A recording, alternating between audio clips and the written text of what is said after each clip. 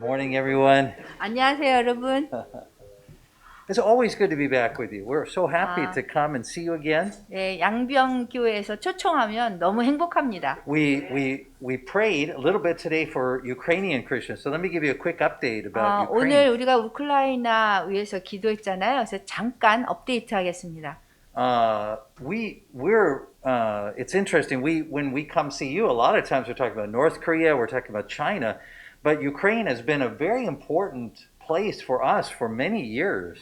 저희가 올 때마다 북한이나 중국이나 이런 사역을 말씀드렸는데 사실은 우크라이나는 저희가 그동안 해왔던 가장 중요한 사역 중에 한 곳이었습니다. And the reason why is that you may see our Facebook page, and you know we do a Korean language Facebook page. We also do a Russian version of our Facebook page in the Russian language. 저희가 페이스북에 한국어로 해서 전 세계 핍박받는 기독교인들의 그 정보를 다 이렇게 알려드리고 있는데 사실은 저희가 러시아로도 똑같이 지금 페이스북에 지금 나가고 있습니다. And so about 7,000 of our Voice of the Martyrs Korea constituents are Ukrainian Christians. 그래서 저희 순교자의 소리 러시아어로 나가는 보고 있는 분들을 보면 7,000명이 우크라이나에 있는 기독교인들이 계속 저희 페이스북을 보고 있었습니다. So long before the present conflict started, we were communicating with them on a daily basis, just like we do with our Korean language constituents. 저희가 한국어로 지금 보시는 분들하고 계속 의사소통하는 것처럼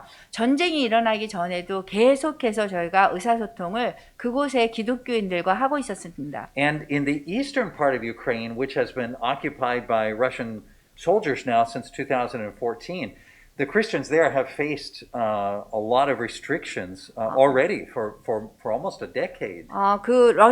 러시아 군의 침공을 받았던 2014년도부터 그 우크라이나 동쪽은 굉장히 갈등이 심했던 곳이고 거기와 계속 의사소통을 하고 있습니다. The reason why is that the Russian government tends to be suspicious of groups that have some connection to the West, and so Protestant Christians fit in that category.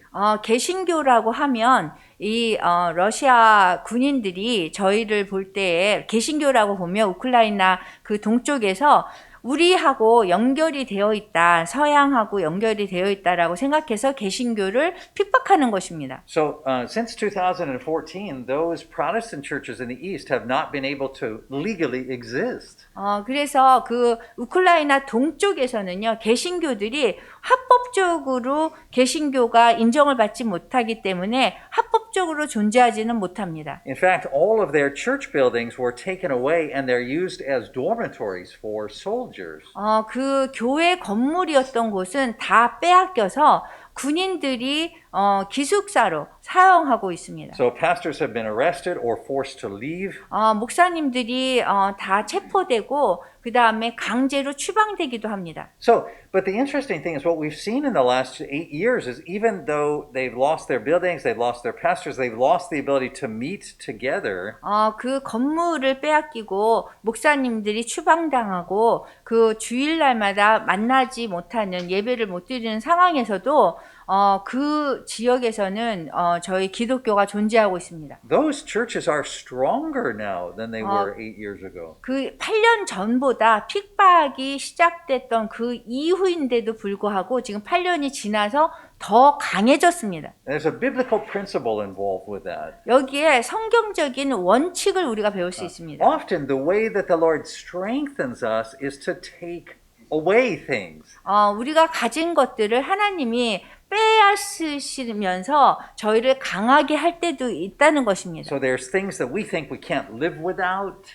우리가 생각할 때 이거 없으면 못하겠다 하는 것들이 있는데요. And often the Lord will take those away or allow those to be taken away. 근데 주님께서는 그런 것들을 이렇게 빼앗거나 아니면 강제로 빼앗길 수 없는 상황을 갖게 하면서 But the result of that is that we're strengthened in 그 the Lord. 결과로 주님 그리스도 안에서 강하게 만드는 그런 상황이 옵니다. The Apostle Paul said it like this.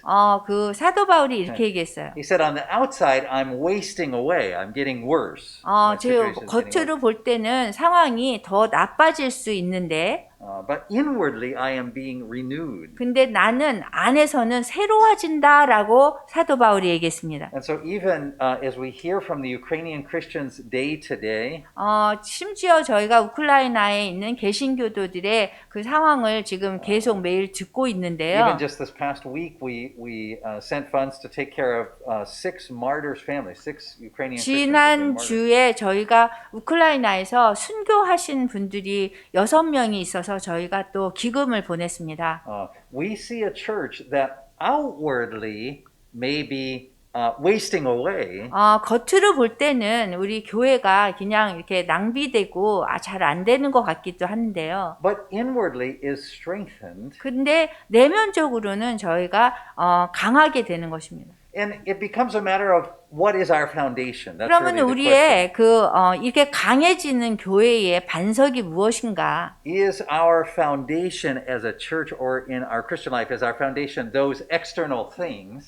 그 교회나 저희의 기독교 삶을 살 때 반석을 이루는 것이 무엇인가를 살펴봐야 됩니다. Church buildings, 교회 legal 건물이나 status, 그 다음에 합법적인 그 상황이나 pastors, 목사님이나 or is there something else? Is that the foundation 아니면 of our 그 faith? 다른 것들이 우리의 이 믿음이 강해지는 그 요소가 작용하는 것이 있는가? And what we found is that Ukrainian Christians remember what should be at the foundation of the church. 저희가 발견한 것은 우크라이나에 있는 개신교도들이 정말 교회를 세우는 반석이 무엇인지를 알고 있다는 것입니다. And it's something we see with all persecuted Christians. We certainly see it with North Korean Christians. 저희가 모든 그 핍박받는 기독교인뿐만이 아니라 그 다음에 북한의 지하 교인들도 그것을 알고 있습니다. That because they face all kinds of external struggle, 그 외부 상황을 보면 굉장히 어려운 부분이 외부 환경이 많은데요. they have to ask themselves the question, what is the foundation? 그렇다면 그런 상황에서도 이 신앙이 커가고 교회가 발전하고 하는 거는 무엇 때문일까요? And so it causes them to remember things that often we forget.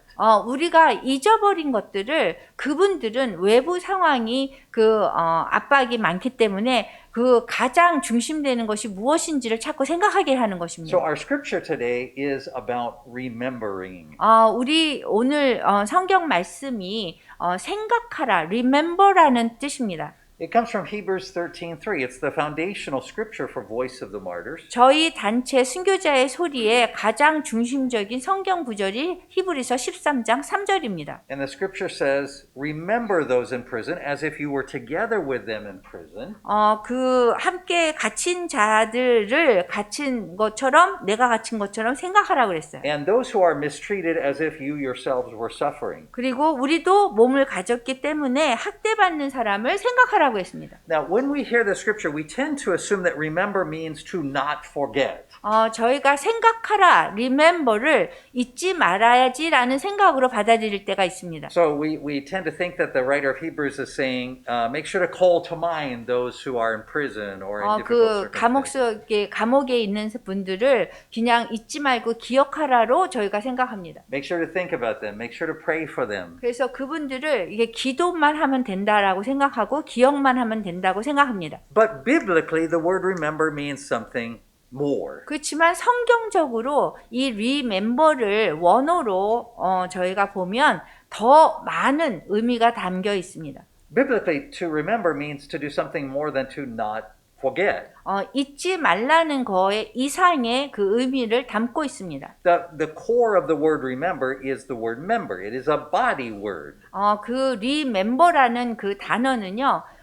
그 몸과 관련된 단어입니다. We know as Christians that we are members of one body. 우리 기독교인들은요. 그리스도 한 몸의 한 지체들입니다. So biblically, to remember something means to acknowledge your connection to it. 그래서 remember, 생각하라는 그 뜻은요. 우리 몸이 어디하고 연관이 관련이 되어 있는지를 알라는 얘기입니다. It means to be one body with it. 그렇게 해서 그리스도의 한 몸을 이루라는 얘기입니다. So it means to move and act together as parts of the same whole. 우리가 하나의 그 그리스도의 한 몸으로 함께 생각하고 함께 행동하고 뭔가를 할 때 함께 하라는 얘기입니다. That's what makes Hebrews 13:3 so interesting. 그래서 히브리서 13장 3절이 이것 때문에 굉장히 흥미로운 구절입니다. We tend wrongly to hear it like this. 우리는 잘못 생각을 하는데 이렇게 잘못 생각해요. We think of Jesus being here with us, 예수님이 우리와 함께 하고요. and Jesus saying, hey, look over there. Remember those poor people who are in prison over there? 예수님이 저기 감옥에 갇힌 우리 형제 자매들을 가르치면서 저희 불쌍하니까 이렇게 생각을 해라, 기억해라. Don't forget to pray for them. 그리고 계속 기도해라 이렇게 생각해요. But biblically, 그렇지만 성경적으로 보면 the Lord is not here with us. 주님께서는 우리와 여기 있는 것이 아니라 He is there 저쪽에 계신 겁니다. 그들과 함께 합니다. in prison 감옥 안에요. and one body with those who are there. 그리고 우리랑 한 몸을 이루는 지체들이 감옥 안에 있는 것입니다. And He is calling us, commanding us 그리고 주님께서 그들과 함께 하면서 우리를 부르면서 초청하는 겁니다. to acknowledge our connection with Him here in prison. 그 감옥에 있는 사람들하고 어떤 관련성이 있는지를 우리에게 알고 초청을 하는 것입니다. It's Matthew 25. 그것이 마태복음 25장에도 나와 있습니다. Right? Matthew 25 is when Jesus talks about, he says, when I was in prison, 내가 감옥에 있을 적에 너희가 날 찾아왔느냐 얘기하잖아요. that's where Jesus always is. 예수님이 항상 그렇게 하시는 거예요. And what we're being called to do in Hebrews 13:3 is that. 히브리서 13장 3절이 그 얘기입니다. We are called to acknowledge our connection with 우리가 부르심을 받았는데 우리 몸하고 어디가 관련되어 있는지를 알라는 겁니다. be one body with, 그래서 하나님의 그리스도의 한 몸을 이루라는 얘기입니다. join the Lord Jesus with, 그 예수 그리스도와 함께 있는 그 사람들과 우리가 참여해서 한 몸을 이루라는 겁니다. those who are in prison 감옥에 있는 분들이. at any cost. 그리고 어떠한 대가를 치르더라도 하나님의 그리스도의 한 몸을 이루라는 얘기입니다. Now, thinking in this biblical way really changes the way, it should change the way we think about our relationship to North Korean Christians. 그래서 이렇게 생각을 하면 북한의 감옥에 있는 그리스도인들을 우리가 생각하게 됩니다. Because many of us wrongly think, when we think about North and South Korean church, we think of Christ here with us and the South Korean church saying, hey, don't forget those poor people over there. 우리가 남북한을 생각할 때 우리는 여기에 있고 예수님은 우리와 함께 있으면서 북한에 있는 아무것도 없는 불쌍한 사람들을 쳐다보면서 그들을 위해서 기도해야 된다라고 생각합니다. They feel like that the Lord is saying, you need to take everything you have from here and you need to be the church of unification by taking it to those poor people over there who have nothing. 그 예수님이 우리에게 통일 교회의 주역이 되어서 저기 북한에 있는 없는 것들을 우리가 가져가기를 원합니다. And so that's how they think of their calling or their task. 그리고 그렇게 우리가 해야 되는 사명으로 알고 부르심으로 알고 있습니다. They think that what God is calling them to do is to prepare for a day of unification in the future where they will take the South Korean church and its theology and its denominational structures and its ministry practices there. 그래서 저희가 통일이 오면 남한 교회가 갖고 있는 그 교단이나 그 다음에 교회의 구조 이런 것들을 모두 가져가서 북한에 세워야 된다라고 생각합니다. In fact, today in South Korea, many South Korean Christians even doubt the existence of Christians in North Korea. 그런데 오늘날에 보면 남한 기독교인들이 북한에 지하교인들이 있는지조차 의심을 할 때가 있습니다. And let me tell you why. 왜 그런지 아세요? It has to do with how we think about what is the foundation of the church. 교회의 반석을 세우는 것이 무엇인지에 대한 개념이 다르기 때문입니다. If we're not careful in South Korea, 우리가 남한에서 정말 조심하지 않으면 we tend to think about church as something like this. 우리가 이렇게 교회를 생각하는 경향이 있습니다. Church equals pastor 교회는 꼭 목사님이 있어야 되고 plus building 그 다음에 플러스 건물이 있어야 되고 plus worship service 그 다음에 예배 드려야 되고 plus legal status. 그 다음에 합법적인 상황이어야 되고요. And so, if this is the way we think about what is the foundation of the church, 우리가 교회의 반석을 그 위에 세워야 된다고 생각하면 then we'll look at North Korea and we will 그런 say, 컨셉을 가지고 개념을 가지고 북한을 쳐다보면 do they have pastors? 거기 목사님이 있습니까? Answer, no. 아니고요. Do they have buildings? 건물이 있습니까? Answer, no. 아니고요. Do they have weekly worship gatherings? 그리고 그 매주 예배가 있습니까? Answer, no. 아니고요. Do they have legal status? 그 다음에 합법적입니까? Answer, no. 아니고요. Therefore, 그러므로 there must not be a church in North Korea. 여기 북한에는 교회가 없다라고 단정합니다. But you know, after 70 years of data gathering and ministry work, we know for certain that a North Korean underground church exists. 그렇지만 지난 70년간의 그런 데이터나 그다음 리서치나 저희가 하는 그 사역에 의하면 분명히 지하교회는 존재합니다. In fact, we know a lot about it. 그리고 저희는 많이 알고 있습니다. We're privileged to interact with the North Korean Christians. 저희는 그 지하교인들하고 함께 사역할 수 있는 그런 특권을 누리고 있었습니다. And we actually know quite a bit about their history. 그리고 그분들의 역사까지도 알고 있습니다. And so we can trace their history back to the introduction of Christianity into the Korean Peninsula. 여기 이 그분들의 그 역사를 더듬어 올라가면 정말 이 한반도에 복음이 전해졌던 그 초기로 들어갑니다. We know today there are about 100,000 Christians in North Korea. 저희는 북한에 기독교인이 10만 명으로 추정하고 있습니다. But really, to speak about Christians in North Korea is too broad. 그렇지만 북한 기독교인이다 하면은 굉장히 범위가 넓습니다. You may remember I wrote a book called These Are the Generations, which is about underground North Korean Christians. 제가 믿음의 세대들이라는 책을 썼는데 그것은 지하교인들이 어떻게 대대로 기독교를 전했는지에 대한 이야기입니다. In the book, we talk about three kinds or categories of North Korean Christians. 우리가 북한 기독교인이라면은 세 부류로 나누어서 말할 수 있습니다.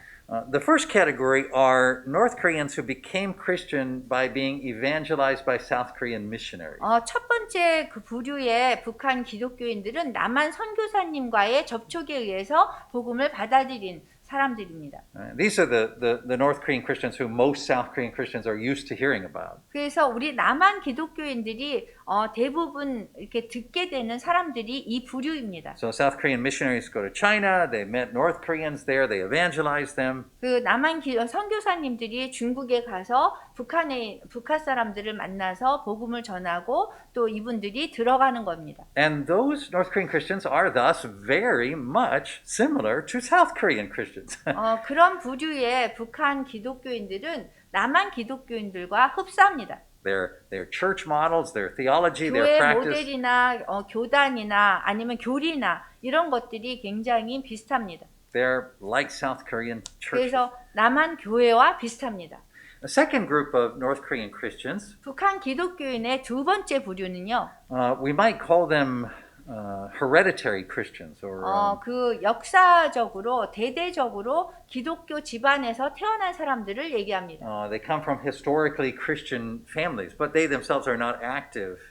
그 in the 기독교 faith. 집안에서 태어났지만 자신들은 전혀 복음을 그 받아들이고 이렇게 대대적으로 알리지 않는 그런 활발하게 활동하지 않는 기독교인입니다. We'll talk about them another day. There's actually some very interesting things about that group. 이 분들은 굉장히 재밌는 부류예요. But when I use the term North Korean underground Christian, it's the third group that I have in mind. 그래서 제가 다른 시간이 있으면 따로 말씀드리고 지금 저희가 집중하고 싶은 기독교인들은 이 세 번째 부류입니다. These are North Koreans who have become Christian, but not by contact with a South Korean missionary.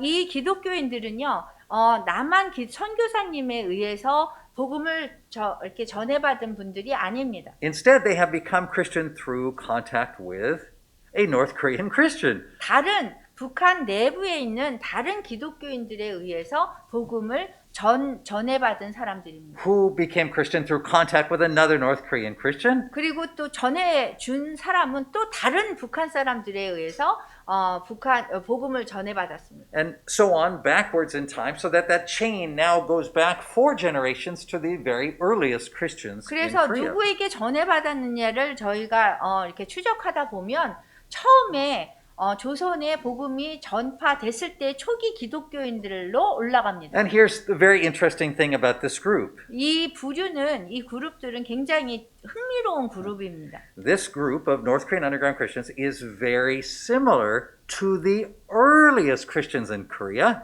그 한국 초기 기독교인들과 아주 비슷한 그런 기독교 생활을 하고 있습니다. But they are very different than South Korean Christians. 그렇지만 그분들은 저희 남한 기독교인들하고는 너무도 다릅니다. I don't just mean culturally different. 제가 문화적으로 다르다는 것이 아닙니다. What I mean is that in their worship practices and the way they live the Christian life, they are very similar to the earliest Korean Christians and very different from us. 예배드리는 방법이나 어떻게 기독교의 삶을 사는가가 너무도 한국 초기의 기독교인들과 흡사하지만 우리 남한의 기독교인들하고는 다르다는 겁니다. And in some ways that shouldn't surprise us. 어떤 상황에서는 좀 놀라운데요. Because the earliest Korean Christians came from the northern part of Korea. 사실 초기 기독교인들은 이 조선의 북쪽에 주로 있었습니다. They became Christian not through contact with Koreans discipled by Western missionaries. 이 서양 선교사님들에 의해서 이렇게 선교 복음을 전해받은 그런 분들이 아닌 거예요. And like here in South Korea, we trace our heritage back to Appenzeller and Underwood and Allen. 여기에서는 남한에서는 이렇게 뒤로 추적을 하다 보면 아펜젤러, 언더우드, 알렌 선교사님으로 가죠. But these earliest Korean Christians 그렇지만 조선 초기의 기독교인들은요. became Christian before Western missionaries came. 기독교인이 된 시간이 그 선교사님이 오시기 전에 기독교인이 되었어요. Not many years before, but still before. 그 많은 수년 전에 그렇게 된 것이 아니라 몇 년 전에 기독교인이 되고 선교사님이 도착했습니다. But they weren't evangelized according to Western missionary methods. 서양 선교사님들의 선교 전략으로 기독교인 된 게 아닌 거예요. Instead, they became Christian 그 대신에 기독교인이 된 그 통로가 as the result of a very different missionary method 아주 다른 그 선교 전략에 의해서 기독교인이 되었어요. that came from a man who, though Western, never came as a missionary to Korea except for one brief visit at the end of his missionary career. 그 전에는 한국 조선을 방문하지 않았지만 그 후에 방문을 했고 그 전에는 방문도 하지 않은 선교사님의 선교 전략으로 복음을 받은 거예요. So you see, before Appenzeller and Underwood and Allen, there were Christians already in Korea. 그래서 아펜젤러, 언더우드, 알렌 선교사님이 조선에 도착하기 전에 여기 조선에는 벌써 기독교인이 있었습니다. They had become Christian not by meeting a Western missionary, 서양 선교사님을 만나서 기독교인이 된 게 아니었습니다. but as the result of a missionary strategy of the man whose name was John Ross. 존 로스 선교사님의 선교 전략에 의해서 기독교인이 된 것입니다. Now, John Ross is a fairly familiar name to Korean Christians. 존 로스 선교사님은 이렇게 유명하긴 합니다. 여기에서. Many Korean Christians will recognize him as the father of the Korean church. He gets called the man who translated the Korean Bible first. 가장 처음으로 한국어 성경을 번역하신 분으로 저희가 알고 있습니다. And those things are true, but the really interesting part of John Ross is the story that is not much told. 그렇지만 가장 중요한 그런 존 로스 선교사님의 선교 전략은 저희가 듣지 못했습니다. You see, when John Ross put together his team that translated the Korean Bible, the very first Korean Bible, 가장 처음으로 한국어로 번역을 할 때 팀을 꾸리셨는데요. he did not use Korean missionaries who had been trained by Western professional translators. 서양의 성경 번역가에 의해서 훈련을 받은 사람을 꾸려서 한국어로 성경을 번역한 것이 아닙니다. These were not people from Wycliffe 위클립에서 온 그런 분도 아닙니다. or the Bible Society. 아니면 성서 공회에서 훈련받은 분들도 아닙니다. In fact, these first Koreans who helped John Ross translate the Bible 성경을 처음으로 번역하도록 이렇게 구성한 사람들은요. were not even Christian to begin with at all. 그 기독교인도 아니었습니다. They were not even known for being good people. 그리고 좋은 사람이라는 평판도 없었습니다. They were businessmen. They were traders 그냥 who had 상인이었어요. who their trading business had somehow experienced some difficulty. They had lost their merchandise or 무역을 experienced some 하다가 kind of 이렇게 disaster. 물건이 다 이렇게 배에 다 침몰해서 돈에 절실한 분들이었어요. So they weren't seeking the Lord. 그래서 주님을 찾으려고 성경 번역의 팀에 들어간 게 아니에요. They were seeking money, 그냥 돈이 필요했어요. right? Because they couldn't go back to Korea without any. 왜냐하면 조선에 돌아가야 되는데 돈이 없었거든요. And they were the only Koreans who were willing to have anything to do with John Ross. 그리고 존 로스하고 이런 작업을 할 사람은 이 돈에 절실한 사람밖에 없었습니다. And so it was these Koreans who were the first Bible Translation Committee. 그래서 이렇게 돈이 절실한 사람들을 모아서 성경을 번역을 가장 처음으로 하게 된 겁니다. So, and this was John Ross's strategy. 이것이 존 로스 선교 전략입니다. This is mission method, 그냥 그 선교 전략이에요. which is he took people who had no interest in the Bible and no knowledge of God, 그 선교 방법이 이 성경에 관심이 없고 흥미도 없는 사람을 모았어요. and they became Christian through the process of translating the Bible. 그런데 성경을 번역하는 그 과정에서 그 기독교인이 된 것입니다. This is the John Ross strategy. 이것이 존 로스 선교사님 선교 전략입니다. Introduce people to Christ by giving them only the Bible. 성경 하나만 줌으로써 그리스도를 소개하는 것입니다. Only the Bible. 그냥 성경 하나입니다. Not the Bible with explanatory notes. 성경을 무슨 주석과 함께 준 것도 아닙니다. Not the Bible with the pastor's QT book. 목사님의 묵상집 준 것도 아니고요. Not the Bible with Sunday school materials. 그리고 주일학교 교재랑 준 것도 아니에요. But simply the Bible. 그냥 단순하게 성경책 하나 갖고 했습니다. And through the process of reading the Bible, 이 성경을 읽는 그 과정에서 they would come to know Christ 그리스도를 알게 된 거예요. because Christ is fully present in His Word. 왜냐하면 하나님의 말씀 속에 그리스도가 완전히 거하기 때문입니다. So when I talk about the underground North Korean church, 제가 지하교회에 대해서 지금 말씀드렸는데요. this third group of underground North Korean Christians 이 부류 중에서 세 번째 지하교인들이 who became Christian not through contact with the South Korean church, 남한 교회의 그 선교사님들과 접촉으로 기독교인이 된 것이 아니고 but as those who faithfully built on the foundation laid by John Ross, 존 로스 선교사님의 선교 전략의 반석으로 세워진 그 교회에 연결이 되는 것입니다. it is this group which has endured for 4 generations. 그 분들이 지금 4대째까지 내려온 것입니다.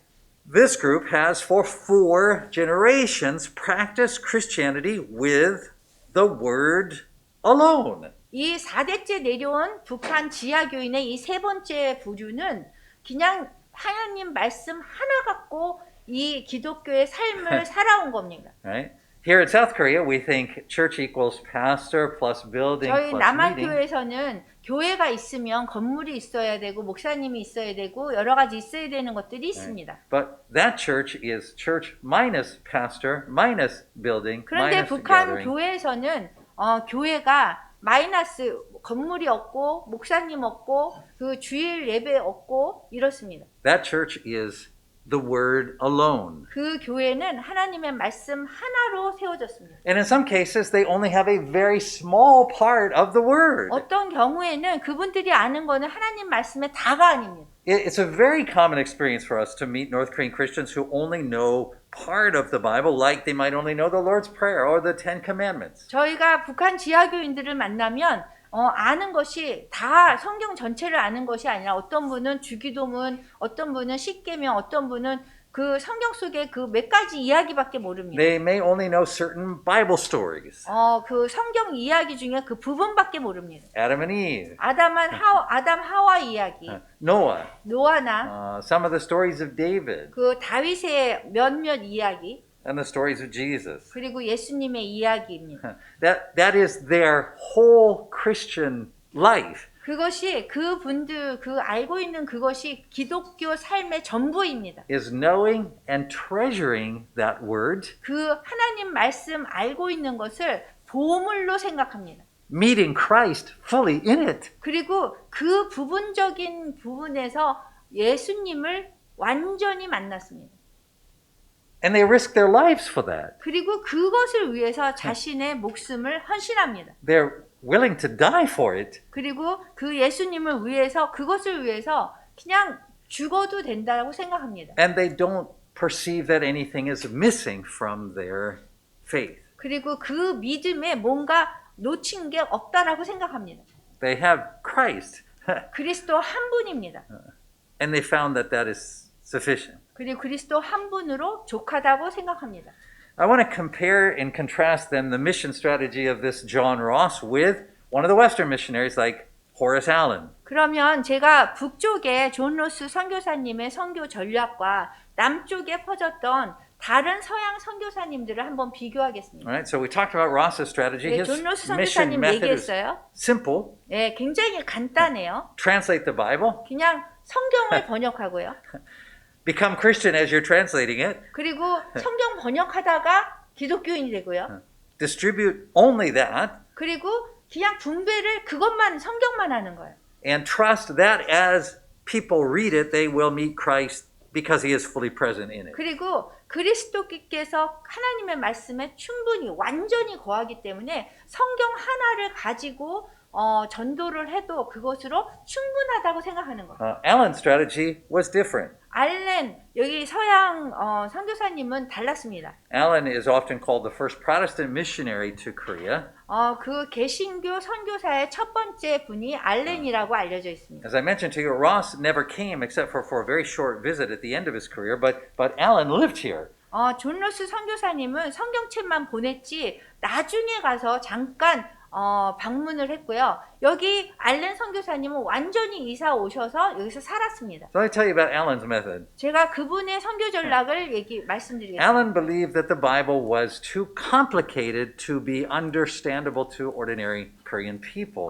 그 알렌 선교사가 생각할 때 이 성경 하나 가지고 사람들이 이해하기에 너무 힘들다라고 생각했어요. He felt that they wouldn't be interested in the Bible unless they could first see the power and attractiveness of Christianity. 그 기독교에 대한 매력이나 파워풀한 거를 보기 전에는 성경에 관심을 끌지 못할 거라고 생각했어요. So Allen was a doctor. 알렌은 의사입니다. And so his thought was that he would use his medical skill for the glory of God. 그래서 자신의 의술을 하나님의 영광을 위해서 사용하길 원했습니다. As a means of demonstrating the power and attractiveness of Christianity. 그 기독교의 그 파워를 그 의술을 가지고 나타낼 수 있을 거라고 생각했습니다. Does any of this sound familiar?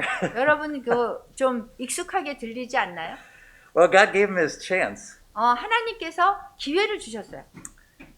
You know the story. I think you probably heard the relative of the king got stabbed several times. 왕의 친척이 이제 칼에 맞아가지고 의사가 필요했어요. So they called Allen because he was a 그래서 doctor. 알렌 선교사를 불렀습니다. And over a few months, he healed the king's 몇 달 relative. 후에 다 치료가 완쾌됐습니다. And the king and his court said, "Wow, you are so powerful and attractive. We would like to know what we can do to repay you." 그래서 왕이 물었습니다. 이렇게 당신의 의술이 정말 파워풀하고 그런데 은혜를 어떻게 보답할까요? And so this would seem to be the point that Allen would say, "Well, yeah, actually, I'd like to introduce you to the Bible." 그러면은 그때 알렌이 제가 이 성경을 소개하고 싶습니다. 그래야 되는 때였어요.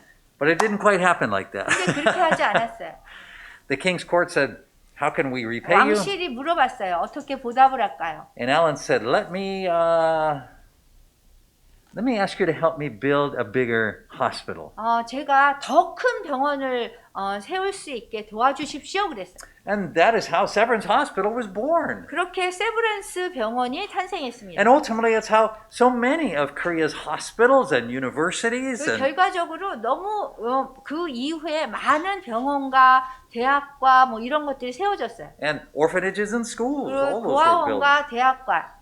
And when you compare Alan's method and Ross's method, it sure seems like Alan's method was a whole lot more successful. 여러분들이 존 로스 선교사님 선교 전략과 알렌의 선교 전략을 보면 알렌의 선교 전략이 아주 대단히 성공적으로 보입니다. Alan only ever produced Ross only ever produced 15,000 Bibles. 존 로스 선교사는 그냥 15,000권의 성경책만 인쇄했어요. They were very cheap quality paper. 굉장히 저렴한 가격으로 They 만들었어요. don't even exist today. 한 권도 남아있지 않습니다. But 그렇지만 Alan's method, 알렌 선교사님의 선교 전략은 not only did it produce all of the hospitals and the orphanages and the schools and 이런 뭐 이렇게 학교나 병원이나 뭐 고아원이나 이런 거를 지을 뿐만 아니라 but soon the Western missionaries would start their own professional Bible translation committee. 그리고 또 선교사님들이 모여서 자기들만의 성서 공회를 세웠습니다. Because they didn't like Ross's translation. 왜냐하면 존 로스 선교사님의 성경 번역을 별로 좋아하지 않아서요. There were several things about it that made them uncomfortable. 몇 가지가 굉장히 불편하게 만들었어요. The worst thing was that Ross patterned his Bible after the popular books and romance novels that ordinary people would have read at that time. 존 로스 성경 번역은 그냥 그 당시에 평범한 사람이 그냥 사랑의 소설에 나오는 그런 표현이나 그런 단어들을 사용했어요. So Jesus speaks like an ordinary Korean person. 예수님이 말씀을 하실 때 보면 그냥 평범한 그냥 조선 사람들이 얘기하는 것처럼 들려요. And actually he spoke with a North Korean accent because it 그리고 was a Pyongyang dialect. 북한 사투리로 말씀하세요. But the Western missionaries said, but God sounds big 그런데 서양 선교사님들은 하나님이 크게 들려야 된다. and formal. 그리고 형식적이어야 된다. And we must use professional methods of translation 그러기 때문에 전문 번역가가 해야 된다. so that they can meet our Western standards of scholarship. 그래서 그 서양의 그 학자들의 그 기준에 맞춰서 이걸 번역했어요. Hence the original Korean authorized version of the Bible. 그래서 한국어에 그 이렇게 성서 공예라는 거 세워서 이걸 만들었어요. Which you know, Dr. Foley, of course, translates for me as I preach. wherever I 제가 go. 설교할 때 되면은 남한 성경에 대해서 어떻게 나왔는지 제가 묻습니다. So sometimes as we're getting ready to preach, I'll be confused about a passage in the Korean Bible, and I will say to her, well, what does that mean? 제가 이렇게 성경을 보면서 이렇게 질문이 있으면 이게 무슨 뜻이냐고 물어봅니다. And she says, yeah, I don't know. 근데 제 아내가 모르겠다고 얘기해요. Because in the Korean Bible, God is like that. He's big and formal. And 이게 하나님이 막 이렇게 크고 막 형식적이고 그렇게 멀고 이런 분으로 이게 만들어졌기 때문에 이게 이해가 안 되는 부분이 있습니다. And this is the Western missionary legacy that is built into the foundation of the South Korean church. 그것이 지금 남한 교회의 그 기초 반석을 세운 서양 선교사들의 방법입니다. Big things. 이게 뭐든지 크게 해요. Big hospitals and 병원도 크고 orphanages 그 and 고아원도 크고 schools 그다음 and 학교도 when God speaks, He speaks 그리고 and sounds 하나님이 big. 볼 때 또 하나님 말씀하실 때 또 커 보여요. And of course, that wasn't just true only in South Korea, but at that time, even in Pyongyang, 그때 당시에 missionaries were doing that same 남쪽에뿐만이 아니라 thing. 평양에도 그렇게 세웠습니다. But let me ask you this question. 그럼 제가 질문을 드리겠습니다. Of all of these hospitals and schools and orphanages that Western missionaries built in Pyongyang, 평양에 서양 선교사들이 세워놨던 그런 병원이나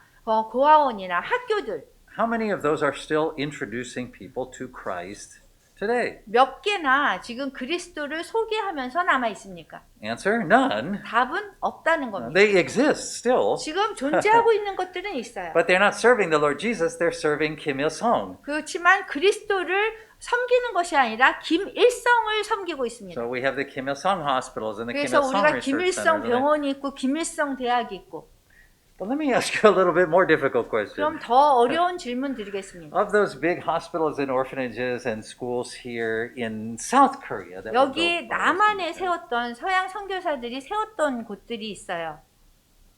How many of those are still introducing people to 몇 Christ 개나 today? 몇 개나 지금 아직까지도 그리스도를 소개하는 그런 장소로 남아 있습니까?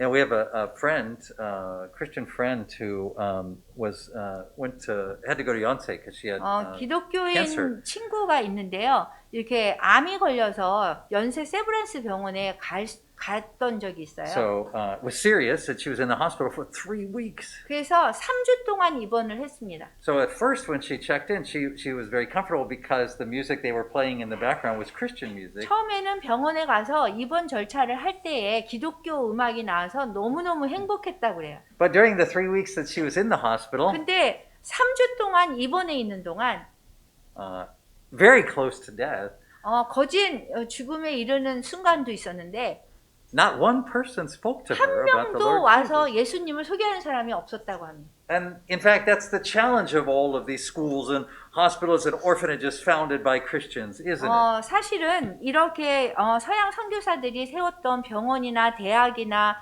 고아원이나 다 이런 어려움이 있습니다. They're still magnificent institutions. 지금 아주 큰 대형 기관이 됐을 수도 있어요. But interestingly, many of the educational institutions are among the most hostile towards the church today. 그런데 교육 기관이 어떤 데는 기독교에 적대시하는 기관이 된 곳도 있습니다.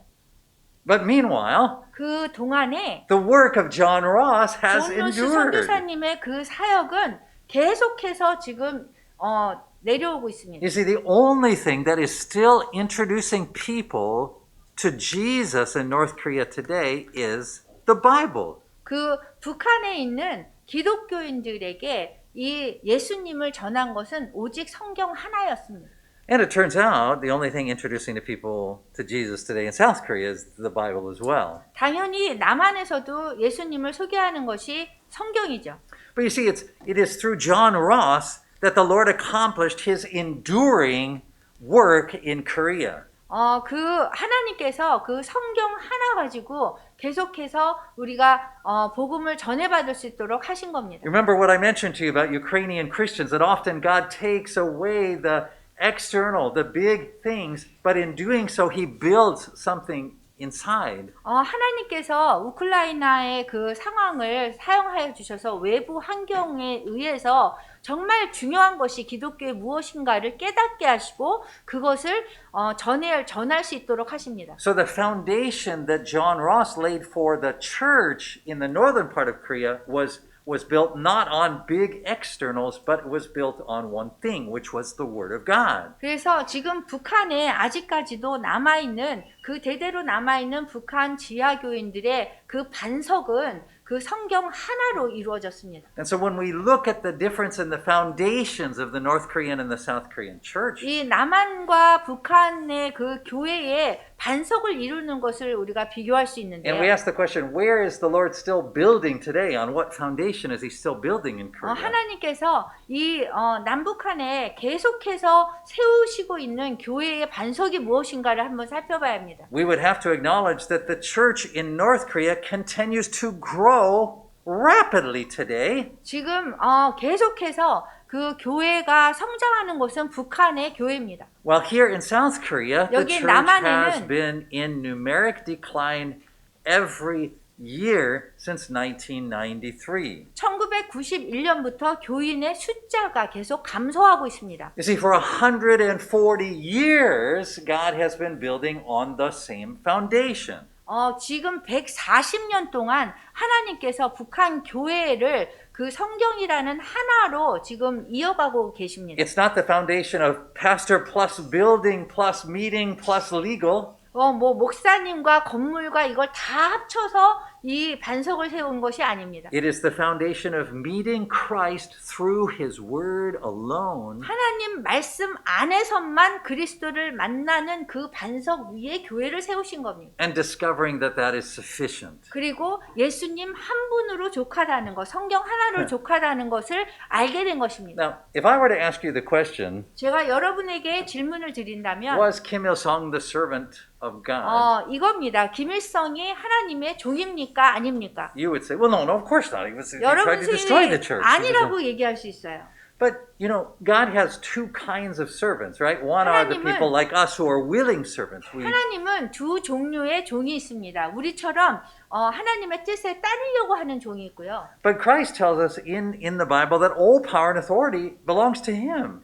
그런데 이 성경에 보면 이 세상의 모든 권세와 권력을 하나님이 갖고 계시거든요. That means even His enemies who seek to try to destroy His work only succeed in building His work. 근데 그 얘기는 우리 원수가 아무리 우리를 무너뜨리려고 해도 하나님이 그것을 사용해서 선한 목적으로 이룬다는 것입니다. It's really amazing in the Bible and in history. 성경에서는 굉장히 놀라운 얘기들이 많아요. And certainly in North 역사적으로. Korea. 그리고 또 북한 얘기도 또 그렇습니다. How often God uses His enemies 하나님께서 얼마나 자주 원수를 사용하시는지 to serve His purpose. 당신의 선한 목적을 이루기 위해서요. We always think, well, God only works through the church, but often God ends up working through His enemies as they try to destroy His work. He actually uses it to build His work. 하나님이 우리 교회에 다니는 우리 교인들만 사용할 줄 아는데 그것이 아니라 우리를 무너뜨리려고 하는 원수까지도 사용해서 그분의 선한 목적을 이룬다는 것입니다. And so Kim Il-sung sought to destroy the church in North Korea. 김일성은 교회를 무너뜨리려고 생각했습니다. But think of how he thought about the church. 그렇지만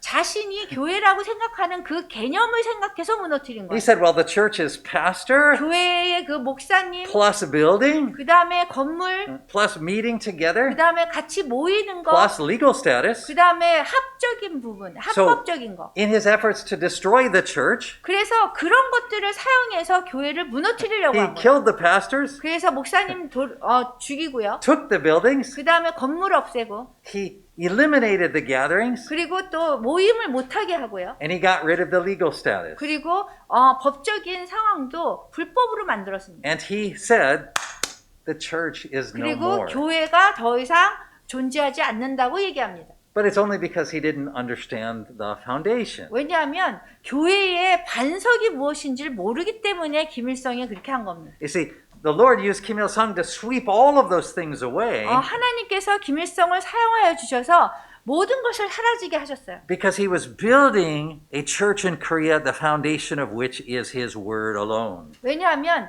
여기 한국 조선에 처음에 복음이 전파됐을 적에 성경 하나 갖고 세우셨거든요. Today, the South Korean church is worried. 오늘날 남한 교회는 염려하고 있어요. Its hope is that somehow things go back the way it was 20 years ago. 20년 전으로 돌아가는. We hope even that the coronavirus will end so it can go back to being the way it used to be a few years ago. 코로나가 빨리 끝나서 코로나 시작하기 전으로 돌아가고 싶어하고 20년 전으로 돌아가고 싶어요. Some Christians prayed for the government to change so it would go back to a government that was more favorable to the 정권이 church. 바뀌어서 우리한테 개신교에 좀 잘해주는 그런 정권이 되길 원해요. But everywhere the church looks, it worries because it sees Moon Jae-in and says, Moon Jae-in is taking away the things from the 우리가 이렇게 church. 주위를 바라보면서 문재인 대통령이 뭔가를 다 우리 거를 뺏어간다라고 생각해요. And the coronavirus is taking away the 그리고 things from the church. 코로나가 또 우리의 좋은 것도 우리가 해야 되는 것들을 뺏어간다고 Even 생각해요. BTS is taking away the young people 그 from the 다음에 church. 방탄소년단이 또 젊은 사람들의 것을 막 뺏는다고 생각해요. But I'm telling you as the Korean church not to worry 그런데 저는 한국 교회에 염려하지 말라고 얘기하고 because 있어요. even those who seek to undo or destroy the work of the Lord only seek to establish it. 왜냐하면 하나님의 일을 무너뜨리려고 빼려고 해도 하나님은 결국은 하나님의 목적을 이루시기 때문이에요. So Moon Jae-in, the coronavirus, BTS 문재인, serve the Lord's purpose. 문재인 코로나 바이러스 뭐 이런 방탄소년단 다 이것이요 하나님이 사용하시는 거예요. Because the Lord is in the process of pruning away the things that have gotten in the foundation of the Korean church that don't belong there. 거기 우리 한국 교회의 반석이 되지 말아야 되는 것들을 하나님께서 가지치기 하는데 그런 것들을 다 사용하시기 때문입니다. You see, pastors are not bad. 목사님이 있다고 나쁜 게 아니에요. Buildings are not bad. 건물도 나쁘지 않아요. Meeting together is not 그리고 bad. 모임하는 것도 나쁘지 Legal 않아요. status is 그 not 다음에 bad. 합법적인 것도 좋은 거예요. But when we think of these things as the foundation and definition of a church, then we have lost what its meaning truly is. 그렇지만 우리가 교회를 세우는 가장 중요한 반석이 무엇인지를 모른다면 우리가 모든 것을 잃어버리는 거예요. It's this failure to see what church really is that causes us to look at North Korea and see it only as poor and pitiful Christians who need our help. 우리가 교회를 세워야 되는 가장 중요한 것이 무엇인지 눈에 보이지 못하면 그 북한을 보면서 우리가 교회가 존재하지 않는다고 얘기하는 거예요. We look and say, oh, they don't have pastors and 우리가 보면서 buildings and 목사님도 없고 gatherings 불쌍하게 and 생각하고 모임도 못한다고 불쌍하게 no 생각하는 legal 거예요. status. We need to 그다음에 bring all of these things. 법적으로 합법적으로 기독교인을 살 수 없어서 불쌍하게 생각해요. We say that while our own foundation has crumbled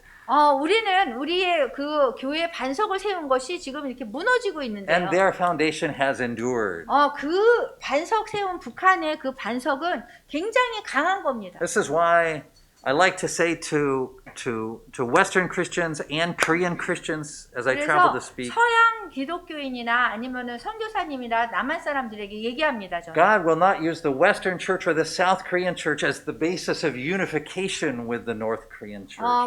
이 통일을 세우는 것은 우리 남한 교회가 아니라라고 얘기합니다. Instead, the Lord will use the North Korean church as the basis of unification because they have remembered what we have forgot.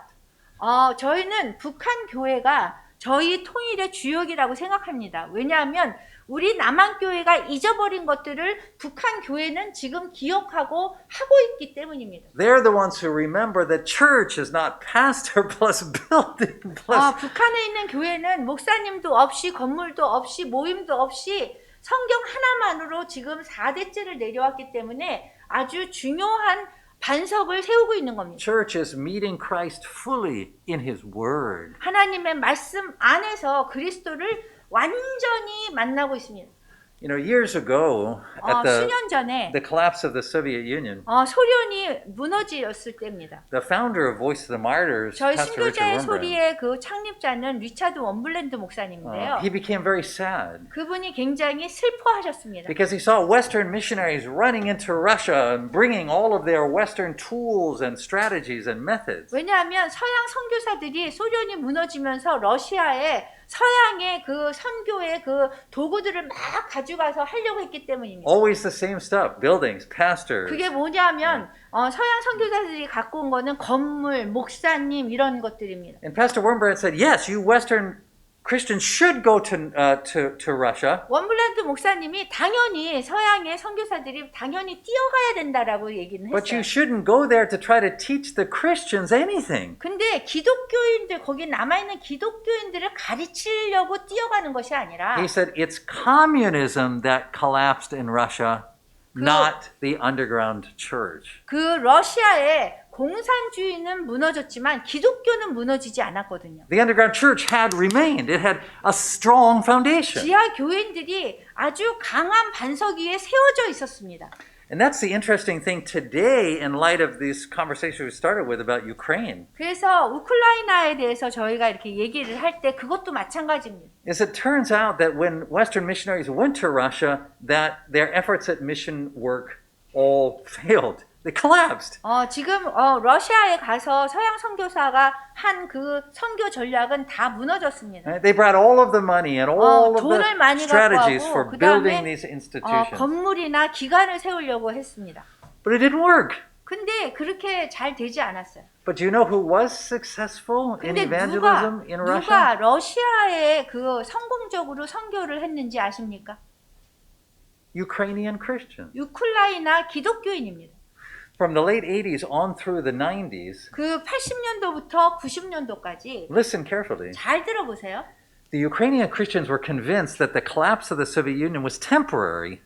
그 우크라이나 기독교인들은 소련이 이렇게 이렇게 공산주의가 멸망한 것은 그 일시적이라고 생각했어요. and that they had a short period of time to be able to evangelize Russia.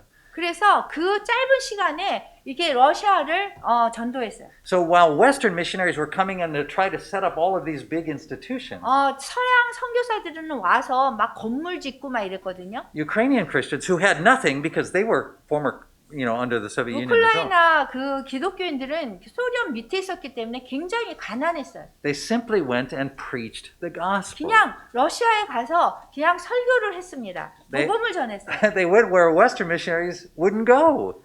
사실 러시아 그 서양 기독교인들이 선교사들이 러시아에 가지 않는 지역을 우크라이나 선교사들이 갔어요. Places like Siberia. 시베리아 같은 데로 갔습니다. And that's why today, one of the stories that you don't hear much about on the news 여러분들이 그 뉴스에서 잘 듣지 못하는 건데요. is that the Russian government continues to attack Russian Protestants 그 러시아 정부는 러시아에 있는 개신교도들을 이렇게 핍박했어요. because of their connection to Ukrainian Christians who planted those churches. 왜냐하면 이 기독교인들이 우크라이나에 있는 기독교인들하고 연관이 있기 때문입니다. You see, we should never think that because we South Korean Christians have big things, money, buildings, and seminaries, that God is going to use us to do something good for North Korean Christians. 저희가 북한 기독교인들을 위해서 우리가 돈이나 뭐 이런 갖고 있는 것 갖고 이렇게 할 수 있을 거라고 생각하면 안 됩니다. 1 John 2:17 says this. 그 요한 1서 2장 17절에 이렇게 나와 있습니다. The world is passing away. 세상도 지나간다고 해요. The hospitals, the universities, social service charities, they now stand against the church, not with it. 병원이나 대학이나 사회봉사 자선단체도 우리 선교사님들이 다 세운 것들이 지금 기독교를 적대하고 있어요. And even the crosses come down from the big church buildings, not only in China, but of course even here in South Korea. 지금 중국뿐만이 아니라 지금 남한에서도 십자가를 철거하려고 하고 있어요. But that's not only the policy of the South Korean government. 그게 남한 정부의 그 정책뿐만이 아니에요. Listen, 잘 들어보세요. it's the plan of the Lord Jesus. 이거 주 예수 그리스도의 계획이기도 해요. Because he never intended for mega churches to be the foundation. 왜냐하면 주님은 우리 대형 교회가 우리 교회의 반석이 되기를 원치 않아요. You see, the Lord Jesus warned us in his word. 그래서 우리에게 경고하셨습니다. He said, from now until he returns, we'll face more hostility from the world, not 우리가 less. 지금 살고 있는 이 상황에서 주님께서 다시 재림하실 때까지 더 많은 핍박이 있을 거라는 거예요. So we South Korean Christians shouldn't just be praying to say, oh, let's pray that the government turns back. Let's pray that we can go back to how it was before coronavirus. Let's pray we get our young people back. 그래서 우리가 정권이 바뀔 때를 기다리고 코로나가 끝날 때를 기다리고 20년 전에 더 좋아할 때 기다리고 할 때가 아닌 거예요. We shouldn't be thinking, well, let's take the money we have and be thinking ahead to the poor people in North Korea. 그래서 우리가 또 돈을 모아서 북한에 있는 불쌍한 사람 도와줘야지 이럴 때가 아닌 거예요. The North Korean underground church 북한- never collapsed. 북한 지하 교회는요 절대 멸망하지 않습니다. We did. 우리가 할 수 있어요. 멸망될 수 있어요. Not only South Korean Christians, but Western Christians too. 남한 교회뿐만이 아니라 이 서양 교회도 다 멸망될 수 있어요. Pastor Wurmbrand was right. 그 원브란트 목사님이 말씀하신 게 맞아요. We do need to go to these places. North Korea, Ukraine, Russia. 우리가 우크라이나, 러시아, 그다음 북한 여기 가야 돼요, 우리가. But not to bring all of these other things, 근데 우리가 다른 것들을 다 가지고 가기 위해서 가는 것이 아니라 but to be reminded of what we once knew. 우리가 한때는 알았지만 몰랐던 것을 상기시키기 위해서 가는 거예요. Which they still remember. 그분들은 아직도 기억하는 거. The foundation of the church 교회의 반석이 무엇인가? is that Christ presents himself fully through his word. 반석은 그리스도의 말씀, 하나님의 말씀 안에 하나님이 완전히 거한다는 것입니다. And it's the only thing, the only foundation that will remain standing from now to the time he comes. 지금부터 주님께서 재림하실 때까지 오직 남아있는 것은 그리스도의 하나님의 말씀 하나입니다. He says in Matthew 24:35, 그 마태복음 24장 35절에 heaven and earth will pass away, 천지는 없어진다고 했습니다.